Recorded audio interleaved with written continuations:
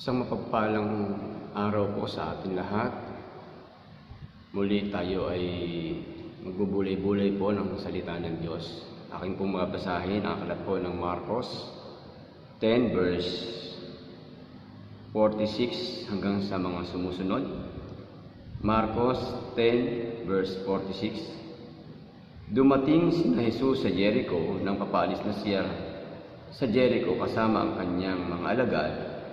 At marami pang iba, may nadaanan silang isang bulag na nakaupo sa tabi ng daan at namamalimos.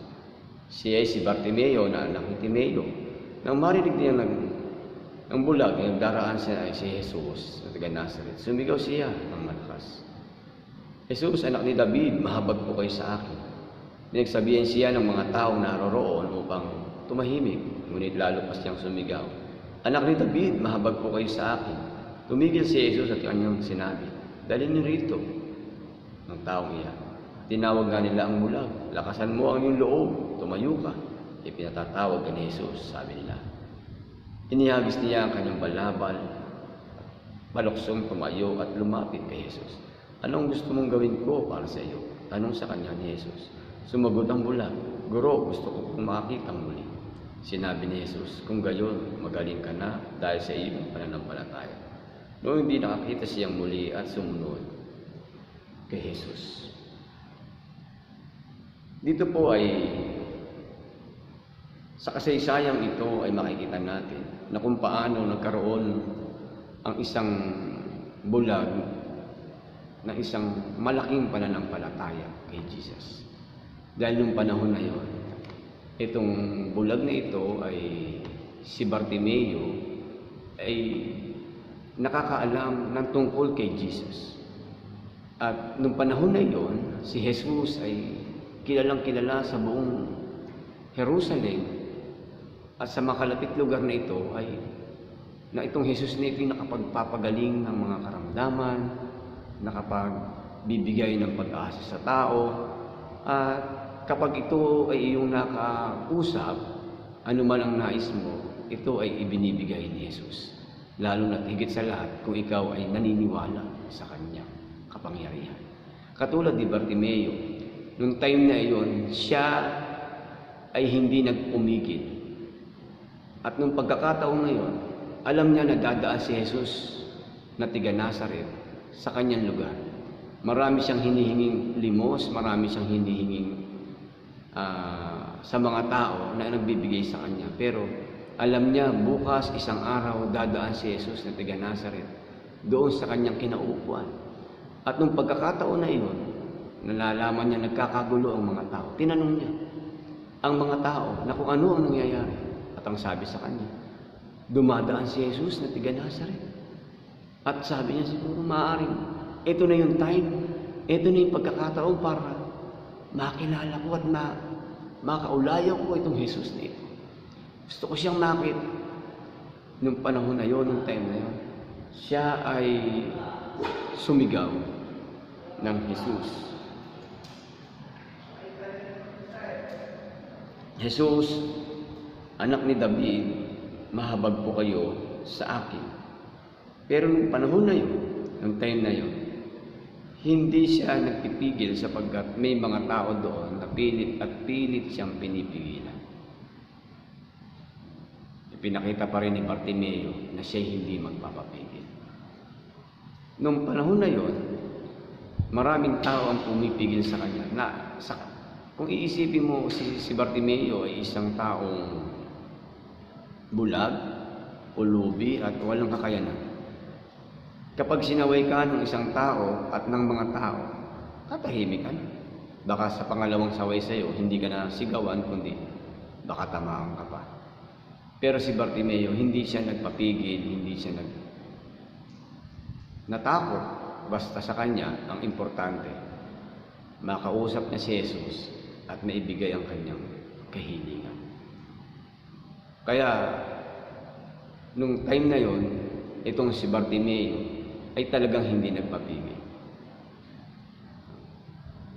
Ang ganda ng ginawa ni Bartimeo. Sa panahon natin ngayon, maaaring may mga ganong klaseng tao. Pipigilan ka para maglingkod sa Diyos. pipigilan ka para hindi ka na makalapit sa Panginoon. Maraming ganun. Maraming mga tao na i-discourage ka, lalaitin ka, pagiging Kristiyano mo ay bibigyan ng hindi magandang pananaw. Kaya tayo naman, kung mababaw ang iyong pananampalataya at wala kang pananampalataya, dadala ka ng mga ganong klaseng salita. Pero kung ikaw ay may pananampalataya sa Diyos, katulad ni Bartimeo, hindi mo sila dapat pakinggan, hindi mo sila dapat pansinin sa mga taong pipigil sa iyo sa paglapit mo kay Jesus. Maraming tao na tayo sa paglilingkod sa Panginoon, maraming tao tayo ay pinipigilan, no? Sinasabihan, maging sa mga nakikita natin sa paligid, huwag tayong magpapakot. Maraming tao, kung titignan natin sila, maaaring kakitisura natin yon, di ba? Sa kanilang mga ginagawa, may mga tao nga sabi, ayoko na mag-church kasi hindi naman sila nagbabago. Hindi po ganun ang paglilingkod sa Diyos. Hindi ka naglilingkod dahil sa kanilang mga ginagawa. Naglilingkod ka sa Diyos dahil kilala mo ang Panginoon. Maraming tao natitisod. Bakit? Sa ginagawa ng ilan. Hindi tayo dapat ganun. Huwag kang papigil sa mga nakikita mo. Huwag kang papigil sa mga taong humahad lang sa iyo. Bagkus, ipagsigawan mo si Jesus sa iyong buhay.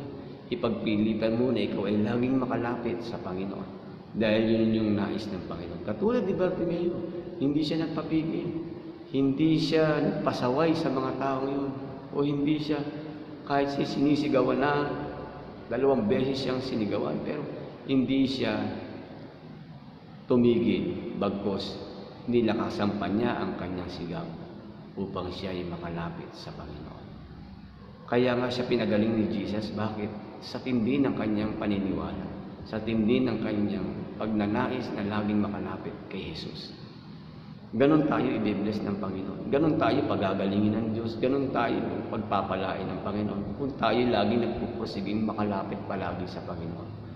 Hindi tayo papayag na hindi tayo makalapit sa Panginoon. Ikaw ba? Nakakalapit ka ba lagi sa Panginoon?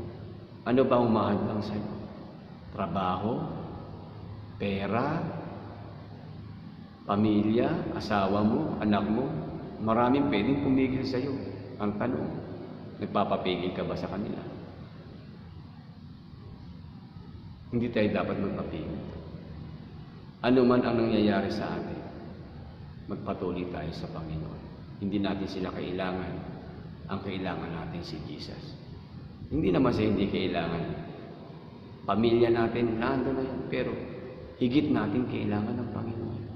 Dahil ang Panginoon ay natutuwa, nasisiyahan, at nagbe-bless sa mga tao.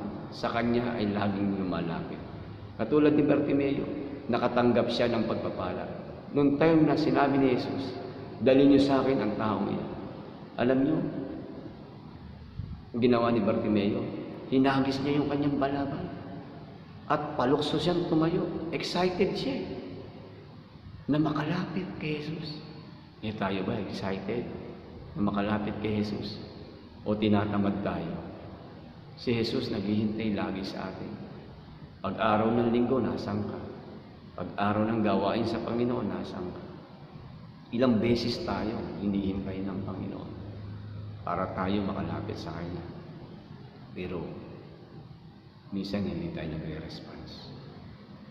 Ang Panginoon, napakabuti sa atin. Gusto niya tayong tulungan, pero yung pananampalataya natin hindi umaabot o hindi makita ng Panginoon. Si Bartimeo, hinagis niya ang kanyang balaban, palukso siyang tumayo at lumapit kay Jesus. Ganun siya kaporsigido sa kanyang buhay na makalapit kay Jesus. Dapat ganun din tayo kaporsigido na makalapit lagi sa Panginoon.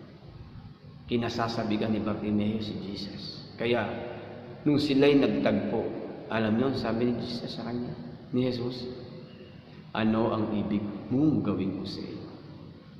Ang gandang tanong, ano po? Ano ang ibig mong gawin ko sa iyo? Bakit? Nakita ni Jesus kung paano siya, kung paano siya makalapit at magprosiging makalapit sa Kanya. kahit may mga taong pumipigil, kahit may mga struggle sa buhay, bulag pa siya, pero hindi siya nagpapigil. Bagkus siya ay lumapit kay Jesus nang mayroong kagalakan, nang mayroong kasiyahan, nang mayroong kasabigan. Kaya ang Panginoon, sa nakita niya yung kay Bartimeo, tinanong niya kung ano ang ibig mong gawin mo sa iyo. Sabi ni Bartimeo, Lord, gusto kong muling makakita. Napakasimple lang yung para kay Jesus. Sabi ni Jesus, mangyari ang ibig mo dahil sa iyong pananampalataya. Ang pananampalataya sa Panginoon, ito'y nabubuo kung tayo'y laging lalapit sa Panginoon. Huwag mong sabihin may pananampalataya ka kung hindi ka naman lumalapit sa Panginoon. Kung hindi mo siya kinakasabikan, kung hindi mo siya laging hinahanap sa buhay. Kung mahal mo ang Diyos, ipaglaban mo siya. Kung gusto mong lumapit sa Panginoon, kung gusto mong pagpalain ka ng Diyos, kung gusto mong gumaling sa mga karamdaman, hanapin mo lagi ang Panginoon. Huwag mong hanapin ang saya sa mga bagay na sa mundong ito. Hindi po yun. Tunay natin kailangan, walang iba, kundi si Jesus. Ang nakatagpo kay Jesus ay nakatagpo ng totoong kayamanan. Si Bartimeo nakatagpo ng totoong kayamanan. At nung panahon, nung time na yon, binigyan siya ng ng Panginoon ng totoong pagpapala na minaasam niya. Anong ibig mong gawin ko sa'yo? Lord, gusto kong makakita mo ulit. Ibinigay sa kanya ng Diyos. Bakit? Nakita ang kanyang pananampalataya. Pero kung nagpapigil si Bartimeo sa mga tao na kapaligid sa kanya, hindi niya makakamit ang inaasam niyang nung pagpapala ngayon. Tayo lagi nagpapapigil. Tayo lagi na lang nagpapapigil saan? Sa katamaran natin. Nagpapapigil saan? Sa mga taong nakapaligid saan. Kaya wala tayong makuhang pagpapala. Si Bartimeo, kahit pinipigilan, nagporsige. At iyon ang nakita ni Jesus, yung laki ng pananampalataya niya. Kaya si Bartimeo, yung pinagaling ng Diyos, sumunod sa Panginoon. Nais mong pagpapala, huwag kang magpapigil, kaibigan. Gusto mong pagpalain ka ng Panginoon, ipaglaban mo ang Diyos sa buhay mo. Totoo kapatid. Kapag ikaw ay lumapit sa Panginoon at hindi ka nagpapigil kanino man, anumang humahadlang, huwag mo yang intindihin. Ilapit mo ang sarili mo sa Diyos, ang Panginoon, dalawang kamay. Tayo ay hahawakan ng Panginoon. Gusto ng Diyos pagpalain tayo. Gusto rin natin pagpalain tayo ng Panginoon. Yakapin natin ang Diyos. Lapitan natin ang Diyos. Anumang hadlang, alisin natin dito. Unahin natin ang Panginoon. Katulad ni Bartimeo, pinagpala ng Diyos. At ikaw ay kaya ka rin pagpalain. Kung tayo ay lumalapit na may pananampalataya sa Diyos. Salamat po. God bless po sa bawat isa.